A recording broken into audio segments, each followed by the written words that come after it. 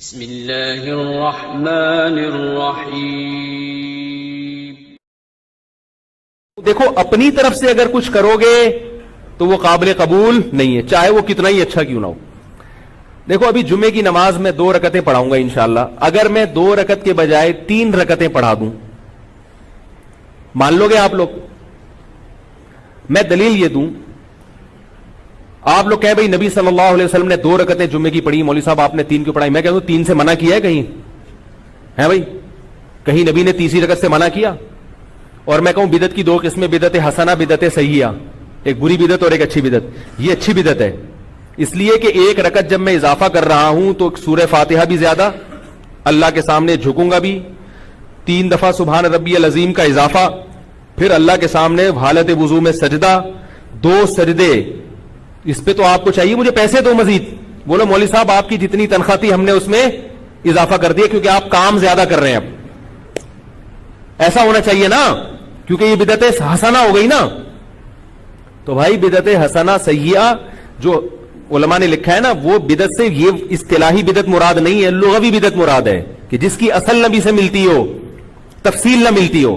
جیسے حضرت عمر نے 20 رکعت تراویح شروع کی، اس کو بدعت اس معنی میں کہا گیا ہے کہ نبی صلی اللہ علیہ وسلم نے تراویح شروع کر کے ختم کر دی تھی، اس خوف سے کہ امت پہ واجب نہ ہو جائے۔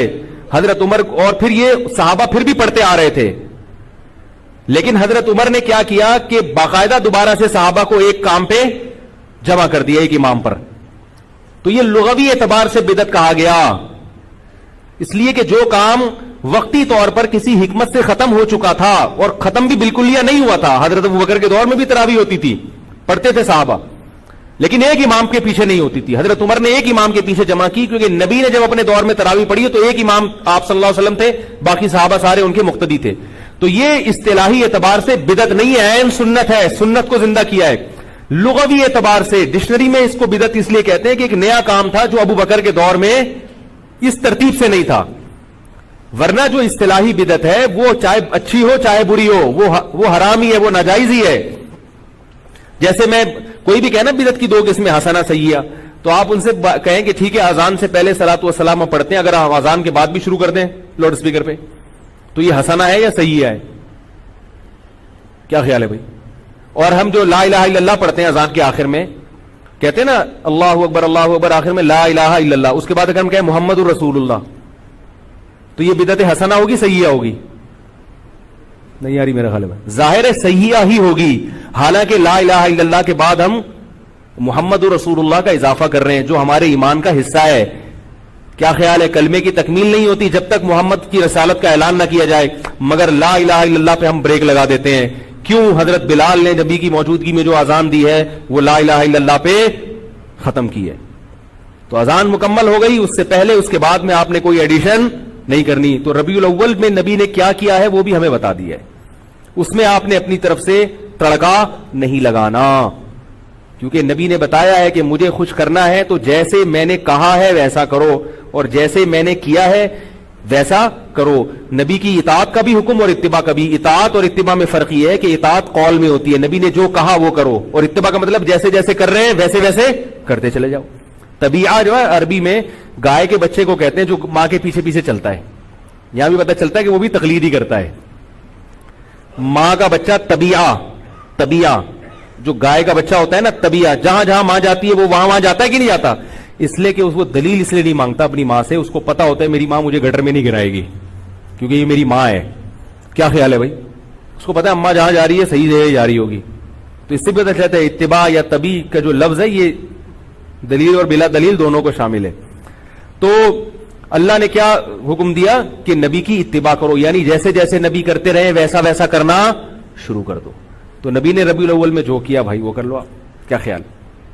صحابہ کے دور میں تو یہ جلوس نہیں ہوئے اور اس طرح سے نہیں روڈ بلاک کیے گئے۔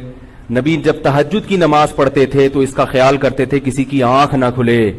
جب رات کو گھر میں آتے تو دروازہ اتنی آہستہ سے آواز دیتے، سلام کرتے کہ جو جاگ رہا ہے وہ سلام سن لے اور جو سو رہا ہے اس کی آواز سے آنکھ نہ کھلے۔ اتنا اہتمام کر رہے ہیں، اور ہم ربیع الاول ایسے مناتے ہیں روڈ بلاک۔ میں ملیشیا میں تھا، 2-4 تاجر آئے یہاں پہ 9-10 محرم کو، ابھی جو 40واں تھا نا امام حسین کہ 40वें کے نام پہ جو بھی ان کی رسومات ہوئی ہیں. ان بیچاروں کی میٹنگ تھی یہاں, انہوں نے بتایا کہ اتنی مصیبت میں پھنس گئے. ملیشیا کے بھی بہت سے لوگ سرکاری دورے پر پاکستان آئے تھے, موبائل ہی بند. 2 دن تک امام حسین کی یاد میں موبائل بند. اب وہ تاجروں کا موبائل بند ہو جائے اور میٹنگ بھی ہو, کتنی ٹینشن ہوگی کہ نہیں ہوگی؟ ایک عذاب میں کہہ رہے یار پاکستان میں یہی مسائل ختم نہیں ہوتے. کبھی کون سا دن چل رہا ہے, کبھی کون سا دن چل رہا ہے, کبھی موبائل بند ہے, پوری قوم کے موبائل بند. ربیع الاول میں بھی. اور پھر خطرات کتنے ہوتے ہیں دہشت گردی کے. اتنے بڑے بڑے مجمع جب اکٹھے ہوں گے اور روڈ بلاک کر کے جلوس کی شکل میں جائیں گے. مجمع اگر ایک جگہ ہو نا اس کی سیکیورٹی آسان ہے, جب جلوس کی شکل میں نکلتا ہے تو دہشت گردوں کو بھی موقع مل سکتا ہے. ملک کے حالات کو دیکھا جائے اور شریعت کی تعلیمات کو دیکھا جائے تو کسی بھی طرح سے یہ چیزیں اسلام کے مزاج کے مطابق نہیں ہیں. ہاں آپ نے سیرت کے نام پہ جلسہ کرنا ہے وہ ضرور کریں. آپ جلسہ تو کبھی بھی کیا جا سکتا ہے, لوگوں کو اکٹھا کر کے نبی کی سیرت پہ بیان کیا جا سکتا ہے. مسجد میں بھی ہو سکتا ہے اور کہیں کسی کے گھر پہ بھی ہو سکتا ہے اور کوئی گراؤنڈ میں بھی ہو سکتا ہے, شادی ہال بھی بک کرا کے ہو سکتا ہے. رسول اللہ صلی اللہ علیہ وسلم کی سیرت کو بیان کرنے جیسے مسجد میں جائز ہے تو الگ سے کوئی جگہ ارینج کر کے وہ جلسہ کرنا بھی جائز ہے. ربیع الاول میں بھی جائز ہے, سفر میں بھی جائز ہے. اگر کوئی ربیع الاول میں کرتا ہے کہ بھئی اس مہینے میں کیونکہ نبی سے نسبت ہے تو بھی ٹھیک ہے, سفر میں بھی ہو سکتا ہے, ربیع الاول میں بھی ہو سکتا ہے, سب جگہ ہو سکتا ہے. کیا خیال ہے؟ باقی کام سے ایوائڈ کرنا چاہیے. تمام دوائیں بچوں کی پہنچ سے دور رکھنی چاہیے اور استعمال سے قبل بوتل کو اچھی طرح ہلا بھی لینا چاہیے. پھر بھی اگر آرام نہ آئے تو قریبی معالج سے رجوع کرنا چاہیے.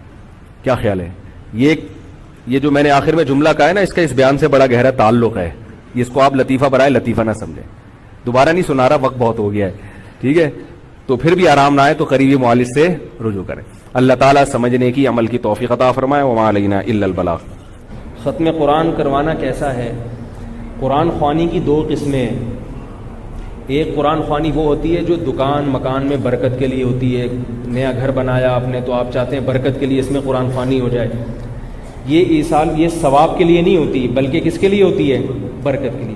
تو برکت کے لیے جو کام کیا جاتا ہے نا اس کو رقیہ کہتے ہیں. رقیہ جیسے کسی بیمار کے لیے آپ کوئی چیز وظیفہ پڑھ کے پھونکتے ہیں اس پہ یا ویسے ہی پڑھتے ہیں. تو رقیہ جو ہے نا یہ عبادت نہیں ہے, یہ دوا ہے. اور دوا کے لیے قرآن و سنت سے ثبوت ہونا ضروری نہیں ہے. تو اگر کوئی دکان یا مکان میں برکت کے لیے قرآن خوانی کرواتا ہے تو چونکہ یہ رقیہ ہے اس لیے جائز ہے, اگرچہ نبی کے دور میں یہ نہیں تھا, بشرطے کہ اس کو سنت نہ سمجھا جائے. اور اگر کوئی میت کے مرنے کے بعد ایصال ثواب کے لیے قرآن خوانی کرواتا ہے تو یہ رقیہ نہیں ہے بلکہ عبادت ہے نا, اس کے لیے ثبوت چاہیے اوپر سے, اور وہ ثبوت ہمارے پاس نہیں ہے. قرآن و سنت سے, صحابہ سے کبھی نہیں دیکھا کہ حضرت ابو بکر کا انتقال ہوا تو آپ نے دیکھا کہ حضرت عمر نے قرآن خوانی کروائی ہو.